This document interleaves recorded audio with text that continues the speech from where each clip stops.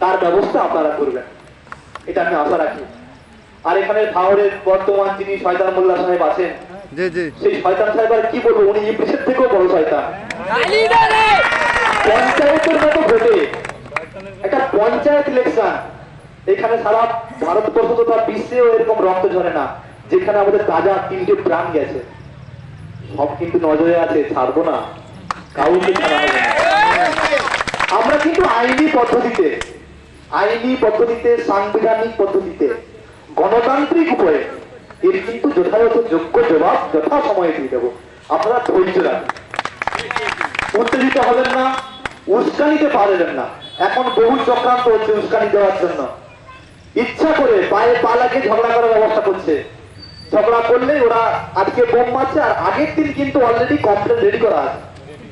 এখানে বোম ফেলার আগে চলে যাচ্ছে থানায়, আমাদের মেরেছে, পায়ে টাইম ভেঙে দিয়েছে, পা ভেঙে দিয়েছে, এরকম করে। আর পুলিশও সেই তো দলদাস, তারা চটি চাটতে এত চেটেছে, কথা বললে আর থুতু বেরো না, কাদা বেরোচ্ছে।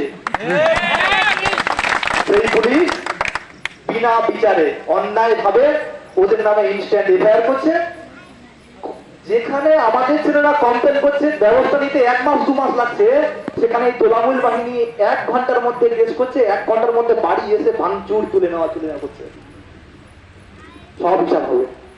আমরা হাইকোর্টে যাচ্ছি, বেঙ্গল পুলিশের নাম শুনে, বেঙ্গল পুলিশ ছিল, প্রচন্ড অত্যাচার করছিল, তাদেরও কিন্তু বহু অফিসারকে শুনবেন সাসপেন্ডে আছে। হাইকোর্টে দ্বারস্থ হয়েছিলাম আমরা, বহু অফিসারের কিন্তু আইনি চর খেয়েছে। সেক্ষেত্রে মাথায় রাখবেন, আইনের হাত কিন্তু বড়, অনেক বড়। পার্থ চ্যাটার্জি সাহেব নাম শুনেছেন তো, ইয়া বড় ভড়ি, উনি আর ভড়ি হয়ে চলতে পারেন না, স্নানটাও ওনাকে লোক করি দেয়, স্নানও করতে পারেন না। চাকরি চুরি করে এত বাজে অবস্থা হয়েছে ওনার, শেষ পর্যন্ত কিন্তু ওনাকেও কিন্তু সেই আইনের হাত থেকে কেউ বাঁচাতে পারেনি।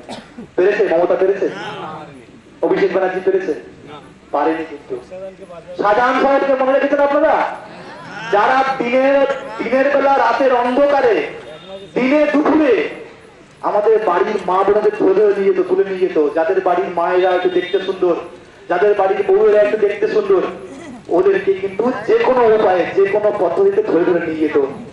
এবং ওখানে যে নারকীয় অত্যাচার হতো, তার আপনারা দৃশ্য হয়তো সন্দেশখালীর ঘটনায় দেখেছেন।